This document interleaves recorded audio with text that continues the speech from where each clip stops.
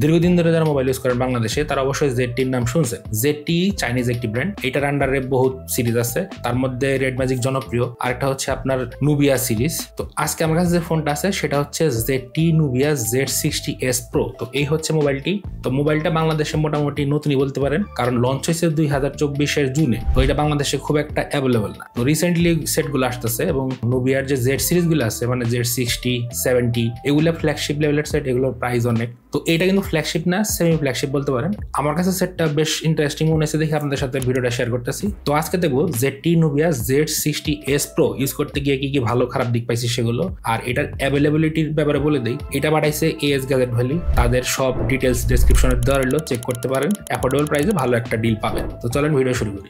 বিল quality বেশ solid ছিল। এখানে আপনারা অ্যালুমিনিয়াম ফ্রেম পাবেন, গ্লাস ব্যাক আছে এবং এখানে সামনের যে প্রোটেকশনটা সেটা লংজি গ্লাস, এটার নাম আমি জোনে শুনি নাই। তো লংজি গ্লাসটা মোটামুটি প্রোটেকশন হিসেবে ইউজ করছে। সামনে ব্যাকেটটাও গ্লাস আছে, আর এটার যে শেপটা একটু বক্সি টাইপের শেপ, হাতে ভালোই লাগে, মানে কমফোর্টেবল না খুব একটা, হাতে নিয়ে মোটামুটি ভালোই ফিল করবেন। এর এজ গুলো মানে বেশ শার্প ছিল। ওয়েটটাও কিন্তু কম না, 220 গ্রামের কাছাকাছি। IP রেটিং দেওয়া আছে, IP6 এখানে পাবেন এবং পোর্টস এন্ড বাটন সব ঠিক জায়গায় আছে। এখানে রাইট সাইডে পাওয়ার বাটন, ভলিউম রাখার এবং ফাংশনেবল একটা কি পাবেন। এখানে আপনারা মিউট সুইচও সেট করে রাখতে পারেন অথবা ক্যামেরাও ফাংশন করে রাখতে পারেন। ডিফল্ট অবস্থায় ব্যাক ক্যামেরা সেট করা অবস্থায় আসে, আপনারা ফাংশনেবল কি যেহেতু চেঞ্জ করতে পারবেন, কোনো সমস্যা নেই। পাওয়ার বাটনটা রেড অ্যাকসেন্টে মানে মার্ক করা, দেখতে বেশ ভালো লাগে। নিচের দিকে main speaker, type C port, main mic এবং সিম কার্ড ট্রে। এখানে দুইটা ফিজিক্যাল সিম ইউজ করতে পারবেন, কোনো মেমরি কার্ডের অপশন নাই। লেফট সাইড একদম প্লেন ছিল। উপরের দিকে সেকেন্ডারি নয়েজ ক্যান্সেলেশন মাইক এবং আয়ার ব্লাস্টার পেয়ে যাবেন। আর এখানে যে সেকেন্ডারি স্পিকারটা সেটা কিন্তু এখানে ইন্টিগ্রেটেড ইয়ারপিসের সাথে, এবং এখানে স্টোরি স্পিকার ইউজ করা হয়েছে। আর স্পিকারের কোয়ালিটি ভালো ছিল। এখানে 60-40 রেশিওতে পাবেন, নিচের দিকে 60%, উপরে 40% রেশিওতে সাউন্ড প্রোভাইড করে থাকে। সাউন্ড কোয়ালিটি মোটামুটি ভালো ছিল। ফার্স্ট এসি ডিসপ্লেতে এখানে 6.78 ইঞ্চের Q9 Plus 120 Hz AMOLED display দিছে, যেটার কোয়ালিটি মোটামুটি ভালো ছিল। এখানে পাঞ্চি কালার প্রোভাইড করে, আমি কালার ভিভিড দিয়ে রাখছি। ওয়াইড ওয়ান এলন আছে। আপনারা ইউটিউবে HDR যে ভিডিওগুলো আছে 4K 60 FPS সেগুলো প্লে করতে পারবেন কোনো রকম সমস্যা ছাড়া। কোয়ালিটি খারাপ ছিল না। আর 120 Hz ব্যাপারটা তো বললামই, বেশ ভালোভাবে কাজ করতেছিল, স্মুথ আছে। তো রিফ্রেশ রেট নিয়ে কোনো সমস্যা নাই। অলওয়েজ অন ডিসপ্লে অপশন দেওয়া আছে, অল টাইম এটা কাজ করে। আমি দেখছি চেক করে, ঠিক আছে।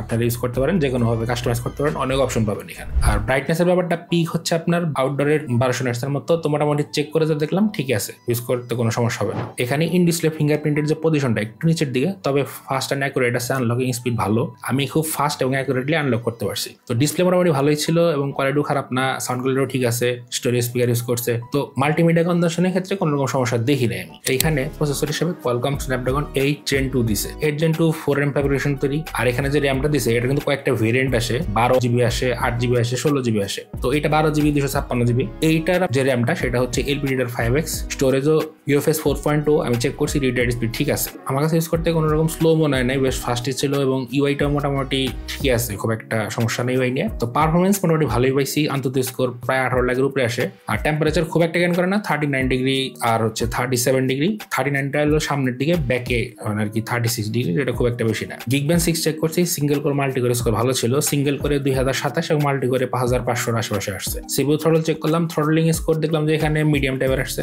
ম্যাক্স থ্রটল ধরতে পারেন 80% এর মতো। আর জিপিসি স্কোর যেটা, এটা 2,74,000 এর মতো এবং গ্রাফটা স্টেবল ছিল, তো খুব একটা থ্রটল করে না। এটা ইউজ করতে কোনো রকম সমস্যা দেখি না। গেমিং সেটা খেয়াল করছি। তো PUBG টেস্ট করছি, PUBG-তে এখানে 90 FPS এর সাপোর্ট ইজিলি পাইতেছেন। তো PUBG গেম প্লে বেশ স্মুথ লাগছে এবং বেশ ভালোই প্লে করছি। আর এখানে গেমিং মোড দেওয়া আছে, গেমিং মোডে আপনারা অনেক অপশন পাবেন। এখানে রিফ্রেশ রেট সেট করে রাখতে পারেন, বাইপাস চার্জিং এর অপশন দেওয়া আছে, ফ্রেম ইন্টারপোলেশন আছে, তো সবই আছে মোটামুটি যা চান। গেমের ক্ষেত্রে কোনো ইস্যু দেখি না। তো 90 FPS এ গেমিং করছে এটা PUBG, এবং PUBG একটা সেশন খেলছি 30 মিনিট পর্যন্ত রান করা হয়েছে, মানে 30 মিনিট। এটার ব্যাটারি ড্রেন যেটা সেটা দেখলাম প্রায় 10% এর আশেপাশে ছিল। আর হিটিং খুব একটা দেখি নাই, হিট এখানে 37 ডিগ্রি সেলসিয়াস পর্যন্ত হাইয়েস্ট গেছে। তো গেম প্লে ভালো ছিল, গেম প্লে কোনো ইস্যু দেখি নাই। সিওডি মোটামুটি 120 FPS খেলা গেছে, টেম্পারেচারে খুব একটা গেট করে নাই, 36-37 এর মধ্যে ছিল। তো গেম প্লে বেশ স্মুথ ছিল, কোনো রকম ইস্যু দেখি নাই গেম প্লে নিয়ে। কোনো রকম ফ্রেম ড্রপ অথবা ল্যাগ হ্যাং এগুলো পাই নাই। আর 120 FPS অল টাইম ধরেই রাখছে, কোনো রকম ইস্যু নাই এটা নিয়ে। আর এখানে ব্যাটারি রেন দেখলাম 30 মিনিট গেম প্লে করার পরে 12% এর আশেপাশে, তো যেটা মোটামুটি আমার ঠিকই লাগছে। তারপরে ট্রাই করছি একটু গ্রাফিক্স ইন্টেন্সিভ যে গেমগুলো, জেনশন ইম্প্যাক্ট ধরতে পারেন। জেনশন ইম্প্যাক্ট 60 FPS খেলা যাচ্ছিল, 30 FPS খেলে দেখছি, 60 FPS খেলে দেখছি। এখন ম্যাটারটা হচ্ছে এরকম, 30 FPS খুব একটা হিট করে না, বেশ স্মুথই খেলা যায়। কিন্তু 60 FPS 30 মিনিট গেম প্লে করার পরে ভালো রকম হিট জেনারেট করে, মানে প্রায় 40-এর কাছাকাছি চলে যায়। তবে 30 FPS যেটা আবার 36-37-এর মধ্যে ছিল, খুব একটা বেশি গেইন করে না। তো 60-তে 15 মিনিটের মতো রান করছি। 30 মিনিট গেম প্লে করার পরে এটাও 12%-এর মতো ব্যাটারি ড্রেন করছে, যেটা নর্মালি লাগছে। অনেকের কাছে অ্যাবনর্মালও লাগতে পারে, কারণ এখানে 5100 mAh ব্যাটারি দিচ্ছে, যেটা কিন্তু লিথিয়াম পলিমার, এটা কিন্তু সিলিকন কার্বন না। তবে গেম প্লেতে কোনো ইস্যু দেখি না, গেম প্লে মোটামুটি ভালো লাগছে এবং স্মুথই ছিল। ফ্রি ফায়ার ট্রাই করছি। ফ্রি ফায়ার আমি খুব একটা ট্রাই করি না, আপনারা বলছেন এই জন্য ট্রাই করলাম। ফ্রি ফায়ার এখানে 60 FPS পাইছে, এখানে শ্যাডো অন করে খেলা হয়েছে এবং হাই FPS খেলা হয়েছে এবং গ্রাফিক্স সেটিং আল্ট্রাতে ছিল। তো 60 FPS এর আউটপুট মোটামুটি ভালোই পাইছি, এগুলো খুব একটা দেখি নাই। এখানে 30 মিনিট গেম প্লে করার পরে এখানে 10%-এর মতো চার্জ ড্রেন করছে। তো এই ছিল মোটামুটি গেমিং সেকশন। আমার কাছে যে জিনিসটা সবচেয়ে ইন্টারেস্টিং লাগছে সেটা হচ্ছে এটার ক্যামেরা সেটআপটা। এইখানে ক্যামেরা ব্যাকে আপনারা 3টা ক্যামেরা পাবেন। মেইন সেন্সরটা 50 মেগাপিক্সেলের, আল্ট্রাওয়াইডটাও 50 মেগাপিক্সেলের এবং এখানে যে টেলিফটো লেন্সটা দিছে সেটা কিন্তু 8 মেগাপিক্সেলের। মেইন সেন্সরটা সনির সেন্সর, সনি IMX 906 এটা। আর 60 মেগাপিক্সেলের যে সেলফি শুটারটা, এটা ওমনিভিশনের সেন্সর OV16A1Q। তো এখানে রেজাল্টগুলো একটু অন্যরকম পাইছি।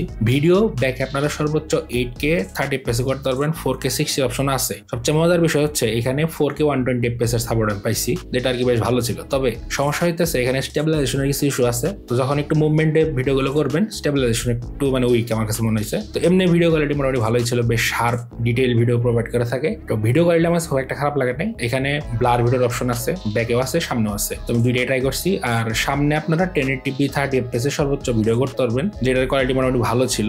চেহারার যে টোনটা একটু রেডিশ দেয়, দেখতে মোটামুটি ভালোই লাগে। এখানে যে আল্ট্রাওয়াইডটা সেটা 13mm এর ফোকাল লেন্থ দেয়, 35mm হচ্ছে মেইন সেন্সরে। তো এই ফোকাল লেন্থ গুলো আপনারা পাবেন, 3টা ফোকাল লেন্থ দেখা যাচ্ছে। 5x পর্যন্ত মোটামুটি ভালো একটা আউটপুট দিয়ে থাকে, 10x ও ডিটেলস লুজ হতে থাকে, বুঝতেই পারতেছেন। তো ফোকাল লেন্থ পাবেন এই 3টা, 13, 35 এবং 80mm, এই 3টা ফোকাল লেন্থ। আর পিকচার কোয়ালিটি 2 ভাবে নিতে পারবেন, মানে পিকচারের যে কালার সেন্স 2 টাইপের আসে, একটা হচ্ছে ন্যাচারাল আর একটা হচ্ছে গর্জিয়াস। তো গর্জিয়াসে একটু পাঞ্চি কালার প্রোভাইড করে থাকে, দেখতে ভালো লাগে। তো মেইন এবং আল্ট্রাওয়াইডের কোয়ালিটি ভালো ছিল, দুইটাই 50 মেগাপিক্সেলের সেন্সর, মেইন এবং আল্ট্রাওয়াইড। তবে আল্ট্রাওয়াইডের আমি একটা প্রবলেম, মানে নরমালি কমন যে প্রবলেমটা সেটা পাইছি, সাইডের যে কর্নার গুলো আল্ট্রাওয়াইডের এখানে কিন্তু ডিটেলস কম থাকে, একটু ব্লার লাগে, মানে জুম করলে জিনিসটা বোঝা যায়, এমনি খালি চোখে খুব একটা বুঝবেন না। সাইডের কর্নার গুলো জুম করলে দেখবেন যে ডিটেলস কম আছে এবং স্মুথও লাগে। তাছাড়াও এখানে বিভিন্ন রকম ফিল্টার দেওয়া আছে, নাইট মোড সবই দেওয়া আছে। ক্যামেরা ফ্যামিলি নামে একটা অপশন দেওয়া আছে, সেখানে বিভিন্ন রকম ফিল্টার দেওয়া আছে। তো সেগুলো চেক করে দেখতে পারেন। মুন অপশনও আছে, তো মুন অপশন চেক করতে পারি নাই। স্ট্রিট অপশনটা পাবেন, স্ট্রিট অপশনের মধ্যে আপনারা অনেকগুলো ফোকাল লেন্থ পাবেন, 13, 24, 35, 50, 80mm। তো এইগুলো দেওয়া আছে, অনেক অপশন পাবেন এখানে। আর সবচেয়ে যে মানে ইন্টারেস্টিং জিনিস মনে হয়েছে সেটা হচ্ছে মিল্কি ওয়ে নাইট, এটা নাইট মোডের কাজ করে, মোটামুটি ভালো একটা আউটপুট দেয়। আর এখানে র ছবির তোলার অপশনও আছে, আমি এটা ট্রাই করি নাই। আর পোর্ট্রেটের ক্ষেত্রে যেটা দেখলাম, এখানে ওই 35, 50, 80mm এই টাইপের 3টা মোড পাবেন। এখানে আপনারা লাইট চেঞ্জ করতে পারেন, এখানে আপনারা আইফোনের যেরকম স্টুডিও লাইট, নর্মাল লাইট, এইভাবে যে অপশনগুলো দেওয়া আছে, তো ব্ল্যাক এন্ড হোয়াইট এগুলো আছে, এগুলো আমি টেস্ট করছি। আউটপুট মোটামুটি ভালো ছিল, মোটামুটি অ্যাকুরেট ছিল, ভালোই লাগছে ইউজ করতে। আর ফ্রন্টের পিকচার মোটামুটি ভালোই প্রোভাইড করে থাকে, পোর্ট্রেটও ঠিক আছে, আমি দেখছি চেক করে। এই ডিরেকশন সাবজেক্ট সেপারেশন ঠিক ছিল, আর ডাইনামিক লেন্স খুব একটা খারাপ না। আর নাইট আমি ট্রাই করছি, নাইটের আউটপুটও বেশ ভালো ছিল। তো ক্যামেরা সেকশন আমার কাছে স্ট্রং পয়েন্ট মনে হয়েছে, কারণ এই সেক্টরে মানে নুবিয়ার যে ক্যামেরা সেকশনটা কিন্তু দুর্বল, এখানে আনকমন সব সেন্সর ইউজ করছে। তারপর যে আউটপুটটা মোটামুটি ভালোই ছিল, আমার কাছে ভালোই লাগছে টোটালি, মানে সার্বিকভাবে যদি চিন্তা ভাবনা করেন, এখানে মেন এবং আল্ট্রাওয়াইডের আউটপুট ভালোই লাগছে, চলার মতো। পোর্ট্রেটও ভালো ছিল, আর ভিডিও কিন্তু খারাপ না। আর নাইটও কিন্তু ভালো ব্যাকআপ দিছে এটা আমাকে, যেহেতু অ্যাপারচার অনেক কম মেন সেন্সরের, প্রায় 1.59 মতো। তো সেই ক্ষেত্রে ভালো একটা আউটপুট দিয়ে থাকে নাইটে। তো ক্যামেরাটা আমার কাছে বোনাস মনে হয়েছে এখানে। গেমিং তো ভালো স্ট্রং ছিলই। তারপর আসি ব্যাটারিতে, এখানে 5100 mAh লিথিয়াম পলিমার ব্যাটারি দিছে, এটা কিন্তু সিলিকন কার্বন না। আর চার্জিং সাপোর্ট দিছে 80 ওয়াটের, যেটা পিডিস যে চার্জার গুলো আছে টাইপ সি টু সি, এই টাইপের চার্জার সাপোর্ট করে। আমি চার্জার পাই নাই, অনলি সেট পাইছি। তো এটা আমি আমার যে চার্জার আছে রেগুলার চার্জার চার্জ দিছি 35 ওয়াট, টাইম নিছে প্রায় 1 ঘন্টা 20 থেকে 25 মিনিটের মতো। তো ফাস্ট চার্জিং সাপোর্ট এটার মধ্যে আসছে। ব্যাটারি ব্যাকআপ আমার কাছে মোটামুটি ভালোই মনে হয়েছে, এটা আমার কাছে 1 দিনের ব্যাকআপ দিয়ে দিছে। আমি এসওডি মোটামুটি 5.5 ঘন্টার মতো পাইছি,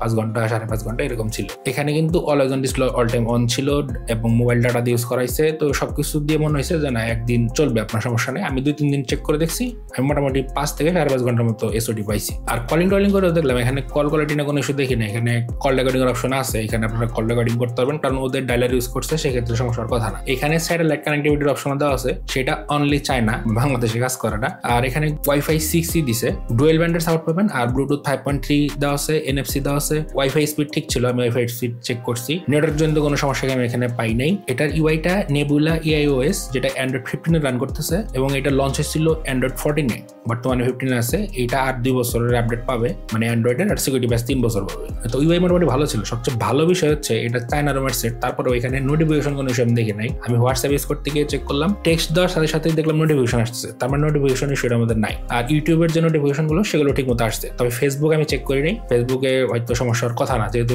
হোয়াটসঅ্যাপে হইতেছে না, তো ফেসবুকেও সমস্যার কথা না। তো নোটিফিকেশন জন্য কোনো সমস্যা এই সেটে পাবেন না। তো ইউআই মোটামুটি ঠিক আছে, টুকটাক ব্লোটার আছে যেগুলো ডিলিট করা যায়। ওভারঅল দুই চিন্তা ভাবনা করেন এই সেটটা কিন্তু খুব একটা খারাপ ডিল না। এটার প্রাইসটা বলে দিই, এটার প্রাইসটা হচ্ছে আপনার 12,256 এবং 16,512 যেটা আছে, এই দুইটার মধ্যে ডিফারেন্স হলো 3-4 হাজার টাকার মতো। 40 থেকে 44-এর মধ্যে এই ভেরিয়েন্ট গুলো পাবেন। সব ডিটেলস ডেসক্রিপশনে রইলো, সেখানে যোগাযোগ করতে পারেন। তো ভালো একটা প্রাইস পাবেন। তো ভালো খারাপ সবই তো বললাম। প্লাস পয়েন্টটা হচ্ছে এখানে হার্ডওয়্যারটা বেশ স্ট্রং, ডিজাইনটা মোটামুটি ভালো আছে, যদিও খুব একটা কমফোর্টেবল না, তবে ক্যামেরা এবং পারফরমেন্স কিন্তু বেশ ভালো ছিল, ডিসপ্লেটাও খারাপ না। আর সমস্যা হচ্ছে এটা প্রাইসটা নিয়ে। আমি মনে করি যে এটা 8 Gen 3 দা iQOO Neo 10 কিন্তু মার্কেটে আছে, যেটার প্রাইস মোটামুটি 37-38 মতো। তো 40 দিয়ে এটা একটু নেওয়া মানে অনেক সময় মনে হয় যে লস হইতেছে, আমার কাছে মনে হয়েছে আর কি। তারপর আপনাদের থটস কি কমেন্ট সেকশনে জানান, তো আমি কমেন্ট রিপ্লাই দেওয়ার চেষ্টা করবো। তো এই ছিল মোটামুটি ভিডিও ভালো লাগলে যা যা করার দরকার করবেন। দেখা হচ্ছে নেক্সট ভিডিওতে অন্য কোনো টপিক। আজকের মতো বিদায়।